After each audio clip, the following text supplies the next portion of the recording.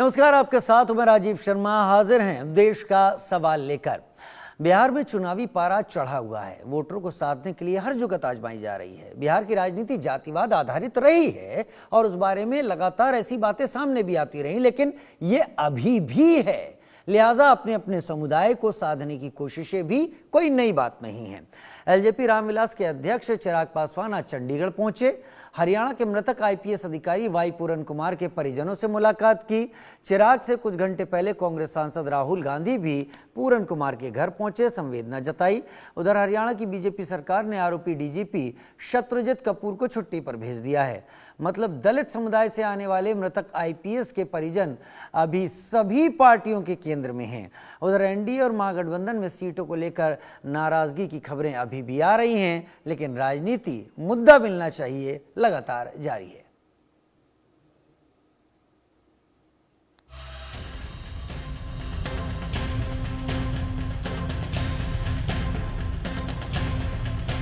सर्दी की आहट हो चुकी है।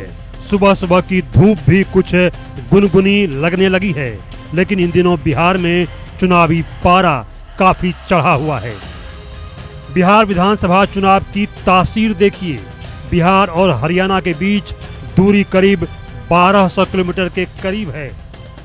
थोड़ा ऊपर नीचे हो सकती है, लेकिन चुनाव में सत्ता की चाहत और दलित वोट को मोहने की मंशा से चिराग ने बिहार और हरियाणा के बीच की दूरी पाट दी। मंगलवार को केंद्रीय मंत्री और एलजेपी रामविलास के अध्यक्ष चिराग पासवान हरियाणा के मृतक आईपीएस अधिकारी वाई पूरन कुमार के परिजनों से मिलने चंडीगढ़ पहुंच गए।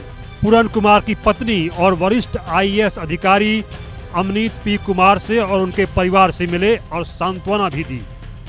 चिराग पासवान ने दोषियों को हर हाल में सजा दिलाने की बात कही। तो मैं वाई पूरन जी को अपनी तरफ से, अपनी सरकार की तरफ से श्रद्धांजलि देता हूं। जिस तरीके से ये दुखद घटना घटी है, इसने कहीं ना कहीं, इस घटना ने समाज की उन कुरीतियों को उजागर करने का काम किया, जिसने ये दर्शाया कि आज भी 21वीं सदी में भी जात पात धर्म मजहब को लेकर किस तरीके से लोगों को प्रताड़ित किया जाता है। उनकी जाति के आधार पर उनके साथ भेदभाव किया जाता है। चिराग पासवान हैं तो केंद्रीय मंत्री, लेकिन बिहार विधानसभा चुनाव को ध्यान में रखें तो उनके चंडीगढ़ जाने की वजह मृतक आईपीएस वाई पूरन कुमार का दलित समुदाय से होना है। मौजूदा वक्त में पूरन कुमार के परिवार के साथ खड़ा होना देश भर के दलित समुदाय के लिए संदेश है कि रामविलास की एलजेपी दलितों के साथ हो रहे भेदभाव के खिलाफ है। चुनाव बिहार में होने हैं, लेकिन फिलहाल केंद्र चंडीगढ़ बन चुका है। चिराग से पहले कांग्रेस नेता और लोकसभा में नेता प्रतिपक्ष राहुल गांधी भी वाई पूरन कुमार के घर पहुंचे और उनकी पत्नी अमनीत पी कुमार और परिजनों से मुलाकात की। वर्षों से दलितों के साथ सिस्टमैटिक डिस्क्रिमिनेशन की बात करते हुए हरियाणा की बीजेपी सरकार पर निशाना साधा। तो ये सिर्फ एक परिवार का मामला नहीं है। देश में करोड़ों दलित भाई बहन हैं, उनको गलत मैसेज जा रहा है। क्या मैसेज जा रहा है? कि आप कितने भी सक्सेसफुल हो,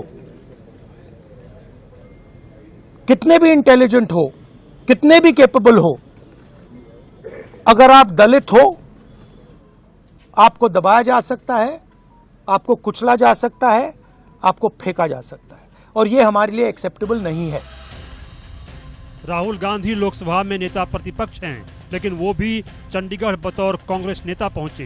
कांग्रेस को दलित हितैषी पार्टी बताने दिखाने का असर निश्चित तौर पर बिहार चुनाव पर भी असर डालेगा ही। उधर बीजेपी भी बिहार चुनाव और दलित वोट के कनेक्शन को बेहतर समझती है, इसलिए हरियाणा की बीजेपी सरकार ने भी मामले की गंभीरता को देखते हुए हरियाणा के डीजीपी शत्रुजित कपूर को छुट्टी पर भेज दिया। शत्रुजीत कपूर पर मृतक आईपीएस वाई पूरन कुमार की प्रताड़ना का आरोप है। इससे पहले वाई पूरन कुमार की खुदकुशी मामले में उनके फाइनल नोट के आधार पर राज्य के मुख्य सचिव अनुराग रस्तोगी, पुलिस महानिदेशक शत्रुजीत कपूर और रोहतक के एसपी नरेंद्र बिजरानिया समेत 15 अधिकारियों के खिलाफ चंडीगढ़ के सेक्टर 11 थाने में उत्पीड़न, प्रताड़ना और गाली गलौज के साथ SC/ST एक्ट में FIR दर्ज की जा चुकी है। दलित समुदाय के लिए अपनी संवेदना जाहिर करने में आरजेडी भी पीछे नहीं रही है। तेजस्वी यादव ने सोशल मीडिया एक्स पर पोस्ट करते हुए आईपीएस वाई पूरन कुमार के साथ ही CJI BR गवई के ऊपर जूता फेंकने के मामले को लेकर भी बीजेपी पर निशाना साधा। तेजस्वी ने बीजेपी को दलितों, मुसलमानों और पिछड़ों के खिलाफ बताया। यानी एनडीए ही नहीं बल्कि महागठबंधन भी खुद को दलित हितैषी का संदेश देने में लगा हुआ है। बिहार चुनाव में दलितों के वोट को पक्का करने की ये जो सियासी जुगत चल रही है, उस दलित समुदाय की बिहार में कितनी भागीदारी है वो भी समझिए। बिहार में SC आबादी कुल 14.6%, पासी 1%, मोची बिहार में 5.3%, इसी तरह पासवान बिहार में 5.3%, मुसहर बिहार में 3.1%। बिहार चुनाव को लेकर सीटों पर भी एनडीए और महागठबंधन में फिलहाल कमोबेश एक जैसे हालात हैं। एनडीए में सीटों का बंटवारा तो हो चुका है, लेकिन जेडीयू खेमे में नाराजगी की खबरें अब भी आ रही हैं। सूत्रों के मुताबिक मुख्यमंत्री नीतीश कुमार 9 मनचाही सीटों के हाथ से निकल जाने से नाराज बताए जा रहे हैं।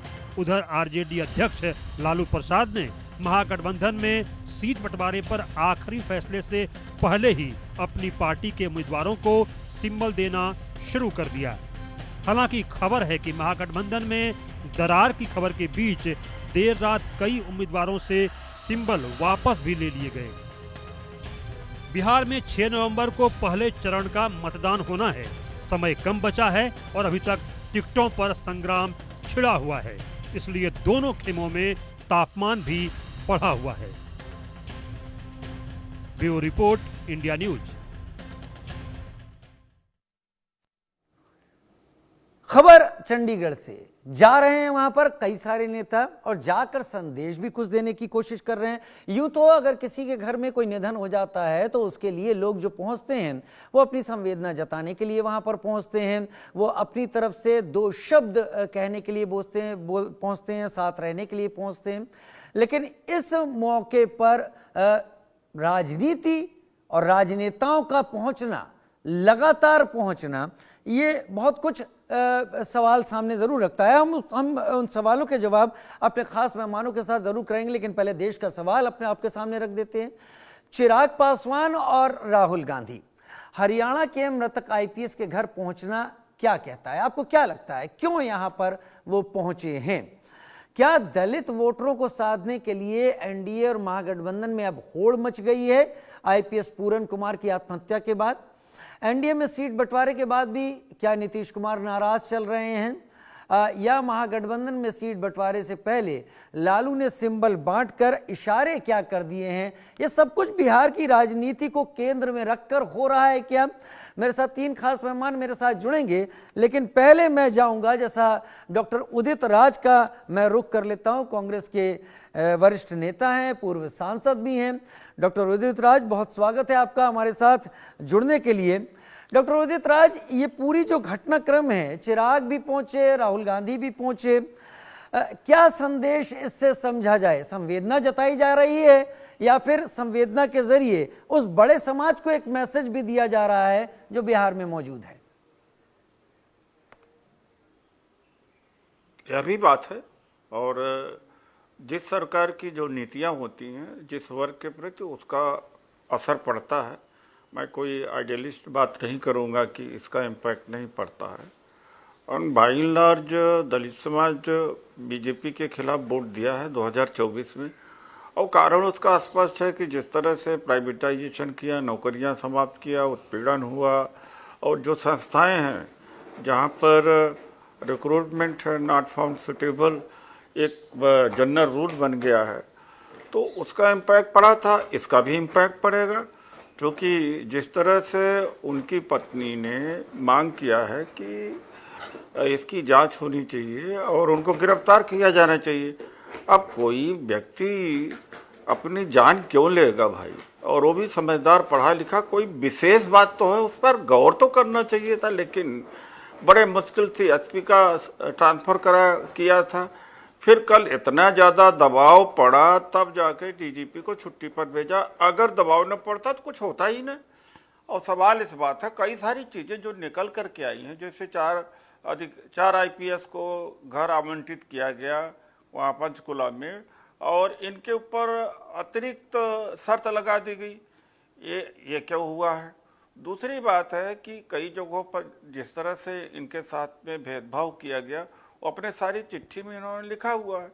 अब ऐसे परिस्थिति में जो मानवतावादी हैं या जो समझते हैं कि जन समस्याएं उठाना चाहिए, तो जन समस्याओं में एक समस्या ये भी है, इसमें दलित का ही पर्सपेक्टिव नहीं है, बल्कि पर्सपेक्टिव यह है कि ये लोकतंत्र में कहीं भी अन्याय हो, किसी तरीके से किसी फॉर्म में अन्याय हो, तो वहाँ राजनीतिक दलों का पहुंचना बनता है। और जो अन्याय करेगा या उनकी बात नहीं सुनेगा, उनके विपरीत वो वर्ग जाएगा। कौन नहीं जानता कि भारत जातियों का देश है, जातियों का देश है। वही लोग हैं जो मानसिक रूप से बेईमान हैं, जो ये कहते हैं कि जाति तो बीते दिनों की बात है, लोग शादी है, विवाह है, लेना देना है, जन्म है, मरण है, जाति के अंदर ही होता। कुछ अपवाद को छोड़ करके इतनी बड़ी सच्चाई को कौन इनकार कर सकता है? वाकई आज राहुल जी वहां पर पहुंचे, राहुल जी ने परिवार से बात की, परिवार से मुलाकात की, उनको अपना ढांढस बंधाया परिवार को, और उन्होंने जो बाहर निकलकर बातें जो रखी हैं, अभी हमने सुनवाई अपने दर्शकों को, उन्होंने जिस पर जोर दिया, उन्होंने कहा कि ये घटना एक घटना नहीं है, इससे दलितों में एक गलत मैसेज भेजा गया है कि उन्हें दबाया जा सकता है, कुचला जा सकता है। डॉक्टर उदित राज, देखिए, मेरा व्यक्तिगत अनुभव है, तमाम अधिकारियों से मेरा संपर्क है। मैं खुद IRS जी, ऑफिसर आप खुद एक वरिष्ठ अधिकारी रहे हैं, सिविल दूसरा सर्वेंट। कर्मचारियों अधिकारियों का, हाँ, तो और कर्मचारी अधिकारी का को लेकर मैं सामाजिक आंदोलन करता रहता हूँ, तो बड़ा दबाव है वहाँ पर। और मेन स्ट्रीम पर पोस्टिंग SC अधिकारियों कर्मचारियों की नहीं है, ये दबाव है वहाँ पर। पहले से मैं बता रहा, पहले से ये होता रहा। आज राहुल जी ने जो दो बात कही, वो कि उनके बेटियों के ऊपर दबाव बनाया जा रहा है कि किसी तरीके से बॉडी को क्रेमेट करने दे, PM करने दे, वाइफ के ऊपर हो सकता है दबाव बनाए, तो यह गलत बात है। और दूसरी बात है कि राहुल गांधी जी को पूरा दलित समाज, पिछड़ा समाज, एक बड़ा तबका एक आशा की दृष्टि देखता है। मैं आपको बताऊं कि ऐसा एनवायरनमेंट पूरे देश में बन गया था ये इस घटना के बाद, दूसरे तीसरे दिन के बाद, कि राहुल गांधी जी को जाना चाहिए, राहुल गांधी जी को जाना चाहिए। ये आवाज़ पूरे देश से निकल के आ रही थी कि राहुल जी एक सिंबल हो गए हैं जस्टिस के, सोशल जस्टिस के ही नहीं रह गए, जस्टिस के सिंबल हो गए। किसानों के साथ खड़ा होने वाले वो हैं। अगर वो न खड़ा होता, कृषि कानून वापस नहीं होता। जो किसानों को कंपनसेशन, जिसकी वजह से धनाढ़ हुए दिल्ली के आसपास में, फेयर कंपनसेशन किसके वजह से? राहुल जी की वजह से हुआ था। जाति जनगणना के ऊपर सरकार झुकी तो राहुल गांधी जी की वजह से हुआ है। तमाम सारा प्राइवेटाइजेशन का प्रोसेस अभी हाल्ट है, हालांकि ये सरकार सब अडानी अंबानी को दे रही है, प्राइवेटाइज कर रही है, नौकरियां खत्म कर रही है। शिक्षा जगत में जो पहले सरकार के अधीन ज़्यादातर शिक्षा रहती थी, फ्री में लगभग लोग पढ़ जाते, अब जो गुणवत्ता की शिक्षा है वो प्राइवेट सेक्टर में चली जा रही। तो उसमें क्या है कि जो गरीब है, दलित है, पिछड़े अल्पसंख्यक है, वो वंचित होते जा रहे थे, इसलिए वो सिंबल बन गए हैं, एक आवाज थी जनता का। इसलिए राहुल गांधी जी गए, उनके जाने का इम्पैक्ट पड़ता है। आप सही कह रहे हैं, जाने का इम्पैक्ट पड़ता है। क्या डॉक्टर उदित राज, ये भी, क्योंकि आप बड़ा स्पष्ट बोलते हैं ये भी माना जाए कि इस यात्रा के जरिए, इस ढांढस बंधाने के जरिए बिहार के वोटरों को एक संदेश दिया जा रहा है, क्योंकि उनका जो बयान है वो कुछ इसी तरफ इशारा करता है। चिराग पासवान भी कुछ उसी लाइन पर बोलते हुए दिखाई पड़े थे। देखिए, ऐसा है कि इसका असर तो पड़ेगा, क्यों नहीं असर पड़ेगा। मैंने तो आपको कहा, लोग झूठ बोलते हैं भाई। राजनीतिक दल और राजनीतिक व्यक्ति जब समस्याओं को उठाएंगे या पॉजिटिव पॉलिसीज बनवाएंगे या उनके साथ खड़ेंगे तो वोट तो मिलेगा, प्रभाव तो पड़ेगा ही। क्यों नहीं प्रभाव पड़ेगा। ये जो मुद्दा है पूरन कुमार का, ये नेशनलाइज हो चुका है और सालों साल तक चलेगा ये मुद्दा। और नेशनलाइजेशन के लिए नायब सिंह सैनी जी जिम्मेदार नहीं है। वो उनके जो बॉस हैं खट्टर जी, जो कि एक्चुअल चीफ मिनिस्टर तो खट्टर जी हैं, डिफैक्टो चीफ मिनिस्टर, और वहाँ पर जो मिस्टर खोल्डर बैठे हुए हैं जो ब्यूरोक्रेट्स वो चला रहे हैं।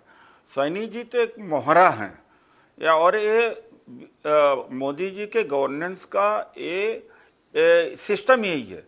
जैसे आप किसी से पूछ लें जयपुर में जा कर के, तो चीफ सेक्रेटरी की तरफ या सेक्रेटरी या डीजी पुलिस से उम्मीद करते हैं कि जो करना है उनको करना है, चीफ मिनिस्टर को नहीं करना है। तो पावर सेंट्रलाइज हुई है और जिसके वजह से टाइमली एक्शन नहीं हुआ तो मामला बढ़ता चला जा रहा है। अब ग्लोबलाइजेशन नहीं, अब नेशनलाइजेशन नहीं, ग्लोबलाइज हो गया मैटर। तो ग्लोबलाइज हो गया मैटर तो नेता भी मजबूर होके जा रहे हैं। जो एनडीए के साथ में हैं, जो इस अत्याचार के साथ हैं, जो प्राइवेटाइजेशन पर कुछ नहीं बोल रहे हैं, जो नौकरियां समाप्त करने वाली सरकार है उस पर नहीं बोल रहे हैं, वो भी पहुंच गए। बताइए उनका क्या मतलब है। अरे असली हत्या दलितों की वहाँ है जहाँ शिक्षा से वंचित कर दिया गया, नौकरियां उनको मिलना बंद हुई। कहाँ जाएंगे, इनके पास खेत तो है नहीं, न व्यापार है, न इन्वेस्टर हैं, तो जाएंगे कहाँ। वो चिपके हुए हैं एनडीए के साथ और पहुंच गए वहाँ पर चंडीगढ़। अरे उनका क्या मतलब होता भाई। एक तरह से आप ऐसे लोगों के साथ में जुड़े हुए जो सर्वाधिक लाभ, सर्वाधिक क्षति 11 साल में जिन वर्गों के साथ में किया, तो ये लोग भी पहुंच गए कि इसका शायद लाभ उन्हें मिल जाए, लेकिन मिलेगा नहीं। ठीक है। डॉक्टर उदित राज, एक और अपडेट आज हुआ है। आपने कहा कि ऐसे कोई अपनी जान क्यों दे देगा, कुछ तो ऐसा हुआ होगा जो हरियाणा पुलिस के अंदर अंदर ठीक नहीं है। आज एएसआई रोहतक संदीप लाठर ने भी आत्महत्या कर ली। उन्होंने भी एक सुसाइड नोट लिखा और बाकायदा वीडियो भी मरने से पहले उन्होंने दिया है, और उसमें उन्होंने आईपीएस पूरन कुमार के ऊपर करप्शन के गंभीर आरोप लगाए हैं। क्या यहां पर अब ये जांच बड़ी हो जाती है? दलित का मुद्दा इस दुखद घटनाक्रम को जो कहा जा रहा है, वहां पर क्या ये करप्शन का एक बड़ा मुद्दा नहीं है जो अंदर ही अंदर चल रहा है?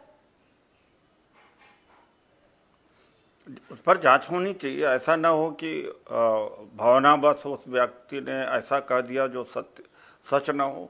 अगर जांच हो। दूसरी बात, अभी मैं सोशल मीडिया पर देख रहा हूं कि लगभग 2.25 करोड़ रुपया तो रेंट आता है शत्रुजीत सिंह कपूर का, और इनकी बड़ी प्रॉपर्टीज है गुड़गांव में, उसकी भी जांच करना चाहिए। जिसको 2.5 लाख रुपया महीना मिलता है, इतनी संपत्ति कहाँ से अर्जित किया था, सबकी जांच होना चाहिए। ये नहीं कि एक कोई दलित समाज का है तो उसको छोड़ दिया जाए। हाँ, वही मैंने इसलिए कहा कि एक जान और गई है, और आप वरिष्ठ एडमिनिस्ट्रेटिव अधिकारी अपने इतिहास में रहे हैं, तो आप इन दोनों को बराबर करके ही सोच रहे होंगे। बिल्कुल देख रहे हैं, लेकिन ऐसा ना हो कि एक रिएक्शन में काउंटर कराया जाए। सच्चाई तो होनी चाहिए। अब जिस शत्रुजीत कपूर को ये हटाना नहीं चाहते थे, बड़े मुश्किल से उनका अभी केवल छुट्टी पर भेजा है। उनकी इतनी अपार संपत्ति गुड़गांव में कहां से आई, यह भी जांच होना। एक बात है। दूसरी बात है कि पूरे देश में खासतौर से 2014 के बाद में अधिकारियों ने वो कमाई शुरू किया है कि आपको मैं बता दूं कि अगर ग्रेटर सेक्टर 14 जो नोएडा का है, 15 है जो पॉश है, सही कह रहे हैं। और जीके है, और बसंत कुंज है, और आपका गुड़गांव में है। इतना अंधाधुंध कमाई कर रहे हैं, इतना अंधाधुंध। और हरियाणा में तो ये एमएलए तो बेकार है, एमएलए को तो ये जो डीएम एसपी है, कमिश्नर है, मानते ही नहीं है। क्योंकि या तो सीएम का मानेंगे या मनमर्जी करेंगे। वहाँ गुड़गांव में एक सरस्वती कुंज सोसाइटी है, उसको अधिकारी चलने नहीं देते, और इलीगल इनकरोचमेंट हो गया, और जनरेशन पूरी मर गई है। यानी फिर भी अधिकारी लोग, अगर सोसाइटी का इलेक्शन होता है तो अधिकारी बेलगाम है हरियाणा में। यानी आपका और बहुत इतना बड़ा इशारा ज्यादा है, बेलगाम है कि आपका ये मोदी जी इशारा का मॉडल है। हरियाणा की ब्यूरोक्रेसी पर भी है, आपका इशारा इस घटनाक्रम को भी है। इस पूरे घटनाक्रम को मुझे भी ऐसा लग रहा है कि बहुत सघन जांच की आवश्यकता है। ये जाति से कहीं बड़ा करप्शन का मामला उभरता हुआ अब दिख रहा है। बहुत धन्यवाद डॉक्टर उदित राज, आप मेरे साथ जुड़े, इस चर्चा में शामिल हुए। मेरे साथ डॉक्टर विभय कुमार झा, एलजेपी रामविलास के इस वक्त स्पोक्स पर्सन भी जुड़े हुए हैं। रविशंकर रवि मेरे साथ आरजेडी स्पोक्स पर्सन भी इस वक्त जुड़े हुए हैं। डॉक्टर विभय कुमार झा, सबसे पहले आपको ये पूरा घटनाक्रम जो हरियाणा में हुआ है, अब इस घटनाक्रम को आपकी पार्टी किस तरह से देख रही है? चिराग पासवान पहुंचे थे आज, परिवार के साथ थे, जांच की बात भी कह रहे थे, आप किस तरीके से देख रहे हैं? देखिए राजीव भाई, एक बात तो बिल्कुल क्लियर आप समझ लीजिए कि अगर दलित का कोई अगर बड़ा नेता अगर कोई भारत में हुआ तो हमारे नेता के पिताजी स्वर्गीय श्री रामविलास पासवान जी थे, जब इस दुनिया में नहीं है। अब उन्हीं की जो एक विरासत है, उन्हीं की जो पार्टी लोक जनशक्ति पार्टी, ठीक है वो पार्टी फूट हो गई, दो भाई थे तो जो एलजेपी रामविलास, तो उसके राष्ट्रीय अध्यक्ष हमारे नेता चिराग पासवान जी, तो उनकी अहम जिम्मेदारी बनती है कि देश भर में अगर किसी भी राज्य में, बेशक बिहार की राजनीति हम लोग करते हैं, हमारी पार्टी करती है फिलहाल, हालांकि हमारे झारखंड में भी एक विधायक हैं और दिल्ली में भी हम लोग लड़ाए थे और भी लड़ाएंगे, लेकिन भारत में 29 राज्य हैं। तो हम लोग भारत के अलग अलग राज्य में अगर दलितों के ऊपर कोई प्रहार होगा, दलित अगर परेशानी में होगा, समस्या में होगा, तो निश्चित रूप से जो हमारे नेता आदरणीय चिराग पासवान जी की जो जिम्मेदारी है वो बन जाती है। एक बार कम से कम सुख दुख में लोग जाते हैं देखने के लिए। ये तो क्या है कि एक घटना घट गई, बहुत बड़ी आत्महत्या कर ली, तो कम से कम वहां जाकर उनके परिवार को कुशल क्षेम जानना, उस परिवार के बारे में जो जानना आखिर कैसे हुआ, तो उनको जाना, इससे कोई राजनीति से कोई जोड़ के मुझे नहीं लगता है कि देखने की जरूरत है। बेशक बिहार में चुनाव है, लेकिन कहीं ना कहीं एक कास्ट आप कह सकते हैं कि उसमें अगर दलित में अगर कोई दिक्कत हुई, कोई परेशानी हुई, या कोई अच्छी बात भी होती, किसी की शादी ब्याह या कुछ अलग चीज, उसमें भी हमारे नेता को जो है खबर मिलती है, वो जाते हैं। तो इसलिए चिराग पासवान जी जो है, ऐसा नहीं है कि यहीं गए, मैंने देखा कि बिहार के अलग अलग राज्य में, अलग अलग जिले में अगर कोई ऐसी घटना घटती है, किसी की हत्या होती है, किसी के ऊपर कुछ इस तरीके से कुछ बात आती है, या किसी घर में कोई खुशनुमा किसी की शादी होती है, किसी के घर में कुछ अच्छा जनेऊ संस्कार हुआ, या कुछ बच्चे का कुछ छठी संस्कार, तो हमारे नेता चिराग पासवान जी हमेशा सुख दुख में जो है मौजूद रहते हैं। दिल्ली से लैंडिंग करते हैं पटना, डायरेक्ट वहीं से, घर भी नहीं जाते, सीधा वहां जाके उस परिवार के बारे में कुशल क्षेम जानते हैं। उसी की कड़ी में उनको ऐसा लगा होगा कि वहां जाना जो अत्यंत आवश्यक है, खबर करी होगी, तो ये वहां उसको बिहार चुनाव से जोड़ने की कोई जरूरत मुझे नहीं लगता है कि जरूरत है। जी चलिए, आपने कहा इसको चुनाव से जोड़ने की कोई ज़रूरत नहीं है। रविशंकर रवि मेरे साथ आरजेडी के स्पोक्स पर्सन भी जुड़े हुए हैं।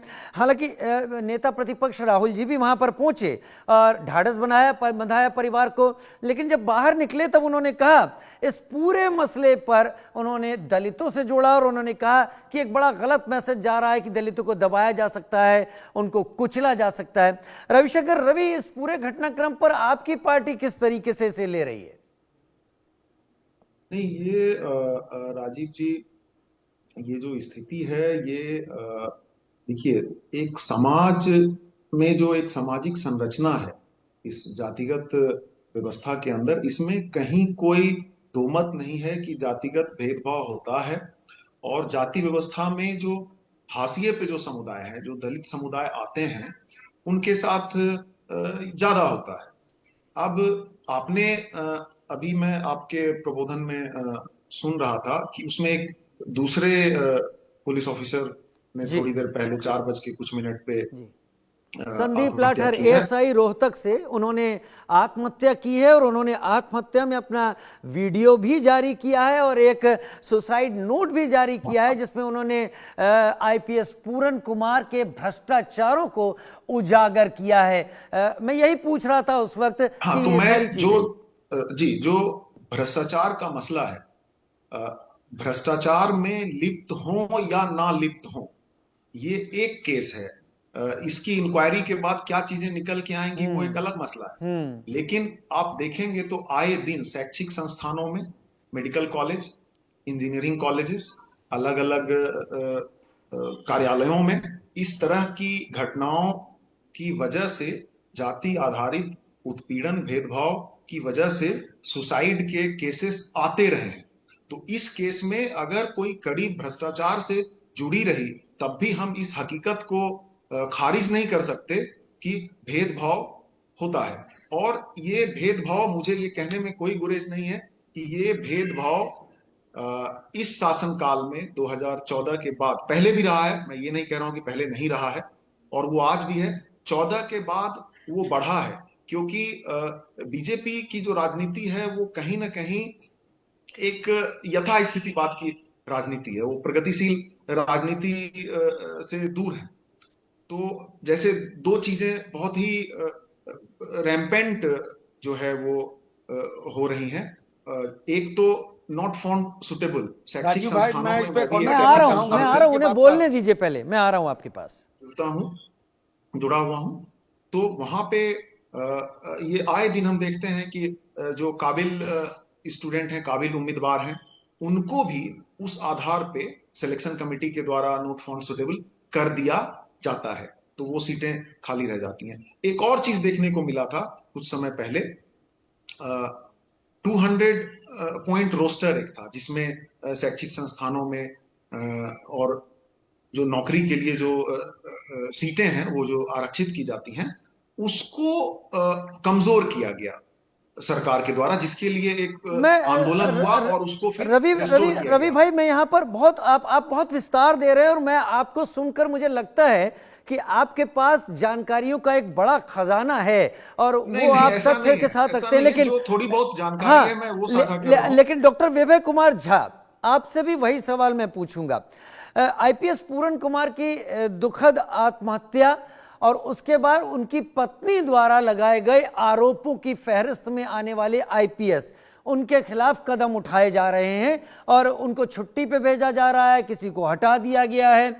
लेकिन अब आज जिस अधिकारी ने आत्महत्या की है उसके, वो आईपीएस पूरन कुमार के अंडर में रोहतक में थे, जहां पर वो अपनी भूमिका आईपीएस पूरन कुमार वरिष्ठ अधिकारी के तौर पर थे। यहां पर इसी शख्स का एक लिखा हुआ सुसाइड नोट और लगातार उन्होंने जो बोला है ये भी सामने है। क्या ये दलित राजनीति या जातिगत राजनीति से कहीं अलग हट के मसला ही नहीं है, ये करप्शन का मसला है जो अंदर ही अंदर चल रहा था और जिसके चलते ये सब घटनाक्रम सामने आया? हमें भूलना नहीं होगा कि आईपीएस पूरन कुमार के निधन से पहले उनके एक गनर को पकड़ा गया जो किसी कारोबारी से 2.5 लाख रुपए की रिश्वत उनके नाम पर ले रहा था, जैसा उसने कहा था रोहतक पुलिस को। अब आपको मैं सुनना चाहूंगा डॉक्टर विभय। राजीव भाई, सबसे पहले तो जो रवि जी है आरजेडी के प्रवक्ता, आपने कहा जानकार है, मैं इनसे एक सवाल पूछना चाहता हूं। क्या बिहार में अभी बिहार की राजनीति है और मुझे लगता है कि ये बिहार से, आरजेडी बिहार से ही है, तो ये रवि जी भी बिहार के ही होंगे। बिहार में मुझे बताइए कि लालू जी ने और आरजेडी ने और महागठबंधन ने जिस तरीके से बिहार में जो कास्टिज्म, जातिवाद की तरफ धकेल दिया, मैं आपको एक बात बताना चाहता हूं। मैं हर डिबेट पे बोलता हूं, हम लोग दिल्ली विश्वविद्यालय में पढ़ते थे, हम लोग दिल्ली में स्कूल कॉलेज किया, यहाँ अलग अलग प्रांतों से, अलग अलग राज्यों से अगर हम लोग मिलते हैं तो पूछते हैं कि भैया कौन से, आप कहाँ से रहने वाले हैं, भाई साहब आप कहाँ के हैं? मैं आपको बताना चाहता हूँ कि लोग जवाब देते हैं कि भाई हम यूपी से हैं, पंजाब से हैं, हरियाणा से हैं, महाराष्ट्र है, गुजरात से हैं। आपको ताजुब होगा राजीव भाई, आपको जानकारी होगी, आप वरिष्ठ पत्रकार हैं इस देश के।